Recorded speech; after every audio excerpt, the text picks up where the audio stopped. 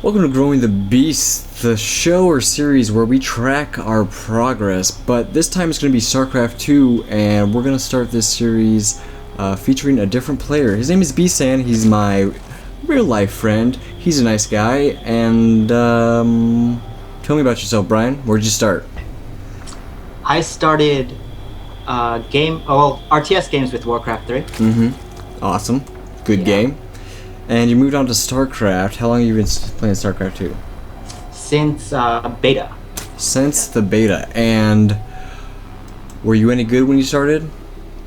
No, not really. Okay, Wood League? You in Wood League? No, not Wood League. I think I was in, I got placed in Gold. Okay, and then from Gold you worked your way up to where are you now? Right now I am, Mid-Master. Mid-Master. Alright, cool. So, we're finding you, we're joining you on your journey at Mid-Master's level. You going to try to go to GM? Yeah, eventually I want to get GM. He's going to GM. So, we will follow Brian along as he loses or fails or does whatever, or wins or, makes people rage. Whatever he does, we will be along and he'll kinda fail for us so we can learn from his mistakes. And you're playing Zerg, right? Correct. Correctamundo. Alright, cool. Start me off. What is this map called? Do you even know? Oh, I'm sorry, it's a new map and I don't know the name. Alright, apparently still Wood League. Yeah. Okay, so this map is what, 1v1?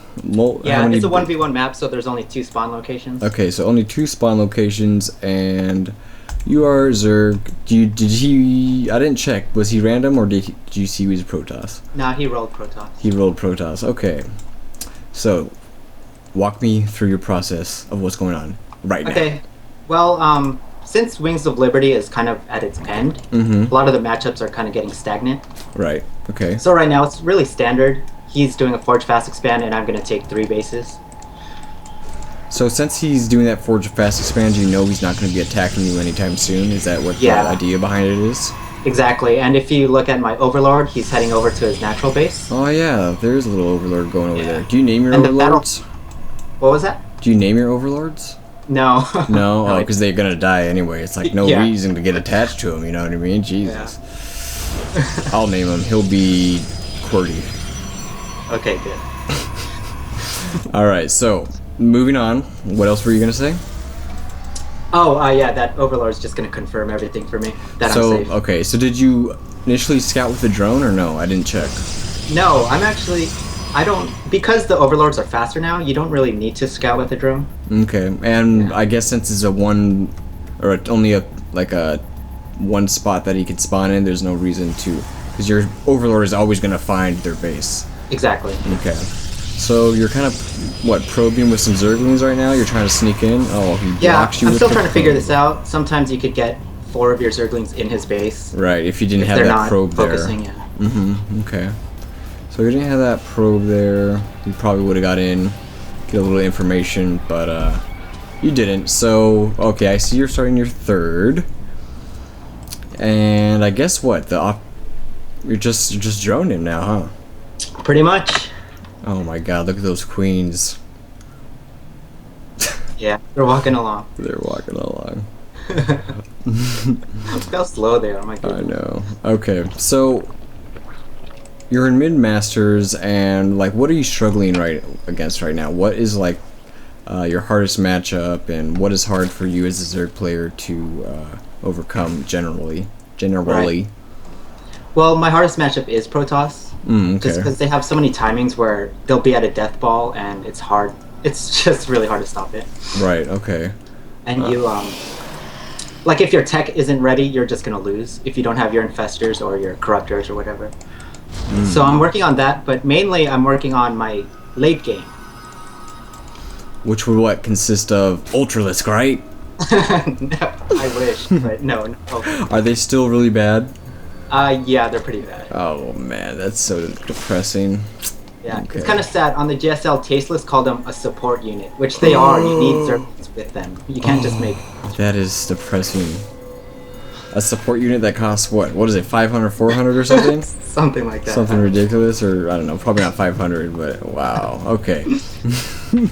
All right. So, how important? Because you know, when I would try to play Zerg, I used to play a long time ago, and this is why I still like, you know, keep up with what's going on and watching you win or lose is because I you know, I still like to watch competitive gaming, regardless of if I still play the game or not. So when I used to play, I used to feel real special when I could get a lot of creep spread going everywhere. Yep. Is that something that you focus on, or is it really whatever? I'll do it if I can. Or Okay. Yeah, I'm still trying to get good at it, and I think even pro players are still trying to get good at spreading creep. Yeah, I think, you know, I don't watch it as the leagues as much anymore, but a lot of players, some players are, you know, miles ahead of other players as far as creep spread. Yeah. Some people stack right? their Yeah. creep, put more points in their creep spread early on. Yeah. Well, what makes it easier is having an extra queen, Right. or queens devoted to spreading creep. Okay. So you'll get a lot of tumors on the map already and just spread them around. Now, is the Protoss, I mean, I'm looking at the Protoss base. Obviously, you don't know exactly what he has, but is this just hard to break right now? Oh, definitely, because of sentries. Oh, the map editor. Right, okay. Yeah, and Okay. this map, look how we walled it off. Like, I just can't really Right. break that. Mm-hmm. Yeah. Even if you were gonna try to take it down a building, he would just sentry it. He could Yeah. always just instantly warp and stuff, even though he's saving. Oh, he's building Immortals too, which would be hard to break. Okay. Exactly, yeah. I think he needs... Tommy said to take a third base, you only need one Immortal and sentries. Wow. Okay. Yeah. Well, and the rest of your army, but at least Right. if you have an Immortal, you'll be safe. Right. He packs on a lot of damage when you're trying to get through a wall. Exactly. Yeah. For those who don't know, we have a scumbag friend player that plays Protoss. Just tries to all in us every time, but and that's Tommy. So if we ever refer to him, that's who he is. All right, so I see what you're doing. You're building an infestation pit, and you're going to a second hatchery in your main base. What's the reason behind that? Just more larvae. You really need it. You just need more larvae, and that's, well, you have a limited amount of larvae on each hatchery, right? Correct. And it's only plentiful if you're keeping up with your injects, which is really hard to do. Well, Yeah. it's hard to do, but even if you are keeping up with it, I'm sure you can still outspend your. I mean, you can out larva. Like you can use more larva than, you know, if your economy's good enough. Right. You can use up all the larvae on your just main 3 bases, and any extra larvae, I'm sure, is always beneficial. Right. I see your overlords are a little sick. They're not having the greatest time over there. They need some Pepto-Bismol. Right. Right. I should mention now that it's like 11 minutes, and what happened was I scouted that he's going straight to Colossus, Okay. which is why I took a 4th base and I went up to like 90 drones. I just know he wouldn't be able to do a timing attack. Because he's gonna be a little weaker for a while because he's gonna just start jumping to Colossus. Yeah, that's right. Okay. And then he's breaking down the rocks right now, so he's probably gonna take a third. Probably trying to take his 3rd base. I actually should have had an Overlord on spotting that 3rd base, but Right. Okay. Food for thought. yes. Put Overlord by second natural expansion. Yeah. I just noticed that now that I didn't do that this time. Now you're kind of forming an army a little bit in the middle. What's the reasoning of putting them like in the middle here? Well, this is just for like map control. Okay, so this is just to keep, you know, if they move out with anything, you can either, you know, if it's a small little batch, you can try to kill it. Yeah. And yeah, Exactly. One thing that's good is if they're moving over to your base, they're not strong until they get all their warp-ins near your base, so if you could cut them off beforehand, okay. Right. Okay. you'll have Right. a huge advantage. Once they set up warp-ins in your base, it's a big pain in the ass. Oh, Yeah. and then I see he put DTs into Yeah, I your know, top. right? Oh my god. How annoying! When I was playing, DTs were probably the most annoying thing. Because as a Zerg player, you know, I came from Warcraft 3 too, and I was way better at micro and not as good as macro. Okay, yeah. So when I would have 5 bases and they would be harassing all 3, I would take care of one really nicely, but the other one would die or something. Yeah. Well, you dissuaded that pretty easily. Yep. And I see you're also now putting up spine crawlers. Yeah, it's Is so I that could just a leave my base, precaution? just put an overseer and spine okay. crawlers. Okay. So you're just so you can actually leave your base, because I guess he can start to play that game if he wants to delay your attack. He can keep on harassing and make you come back to your base every time. Right. So the spine crawlers are there to, I guess, help with that. Yep. And what is the max amount of drones you typically want to go? Maximum, you said? Max amount of drones, yep. Oh, well, in ZVP it's a little different because what people do is they over drone. Like if you see I'm at 90, that's kind of maybe too much in other matchups. Okay. But what's going to happen is you're going to have a spike in economy, and towards the late game you'll have extra money to just spine up the middle of the map. Okay, so you'll use some of those anyway. That's a wasting time going 90 drones. Okay. But usually around 70 is what people shoot for. Okay. So you're pushing, you're not pushing, but I guess you're harassing or poking at his second natural right now. Yeah. So what's going on here is I have pretty much a better army and I could beat him, but he's turtling in his base. Right. So Zerg really has to come up with ways to kind of get through, which is what I'm doing right now. I'm pulling him side to side from natural to third. Right. And then you'll see what I do with the infestors. Yeah, he's up here taking care of those Zerglings, and then oh, okay, you move in to the other expansion. Infested Terran army. Oh my God! Look at the damage. That thing is melting. Oh wow. So the Nexus goes down, and you screw out, and you just bounce. You got your I'm victory. doing all of this while taking more bases and getting Broodlords, which is exactly what you should be doing. I see your Corruptor out. Your Corruptors are out. Okay, right. So multitasking, macroing. Yeah, that's what Starcraft's all about, man. Multitasking. Your Greater Spire is already up, and you're upgrading damage. Okay. Now, you kind of had to do that because even though you at that point your army, if you guys just moved to each other and use all your spells, you probably would have won. But because he was in his base, that wouldn't have been the case, right? Right. So like Zerg, it's hard for them if they're ahead. It's hard for them to finish the game sometimes because they don't have a sieging unit until Broodlords. Right. Yeah.